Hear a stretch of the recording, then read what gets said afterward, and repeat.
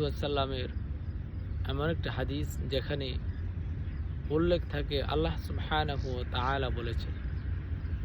আল্লাহ তাআলা কি বলেছেন? আল্লাহ তাআলা বলেছেন, ইয়া ইবনা আদম তাফাররাগ লিইবাদাতি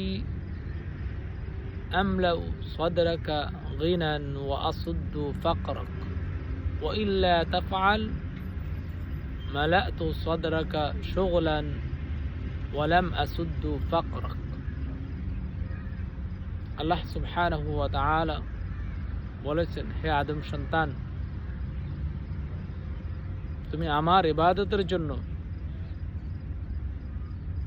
মনোনিবেশ করো, আমার ইবাদতে আত্মনিয়োগ করো, আমার ইবাদতের জন্য সময় বের করো,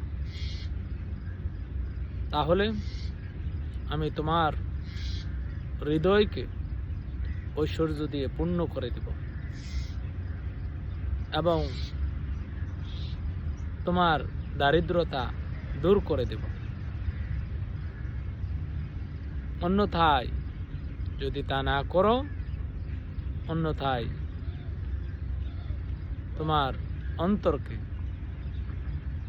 ব্যস্ততা দিয়ে ভরে দেব এবং তোমার দারিদ্রতা মেটাবো না। অত্যন্ত চমৎকার একটি হাদিস। এই হাদিসের মধ্যে আল্লাহ সুবহানাহু ওয়া তাআলা তার ইবাদতের মধ্যে মনোনিবেশ করার তাকিদ দিয়েছে, হুকুম করেছে। এর অর্থ এই নয় যে সব কিছু বাদ দিয়েই আপনি ইবাদতে মসজিদে পড়ে থাকবেন, তা নয়।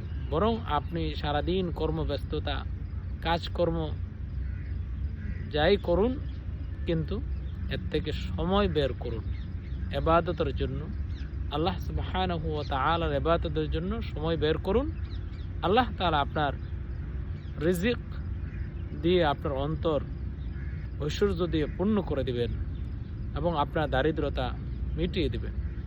আর তা না করলে আপনার অন্তর ব্যস্ততা দিয়ে পূর্ণ করে দিবেন, ব্যস্ততা দিয়ে ভরে দিবেন এবং আপনার দরিদ্রতা মেটাইয়ে দিবেন না। এজন্য আমাদের উচিত আমরা যেন আল্লাহ সুবহানাহু ওয়া তাআলার ইবাদতের জন্য নিজেকে নিয়োজিত করি, ইবাদত করি সময় মতো। আল্লাহ সুবহানাহু ওয়া তাআলা আমাদের জীবনে খায়ের, বারাকা, রিজিক দান করুন। আমিন। আসসালামু আলাইকুম ওয়া রাহমাতুল্লাহি ওয়া বারাকাতুহু।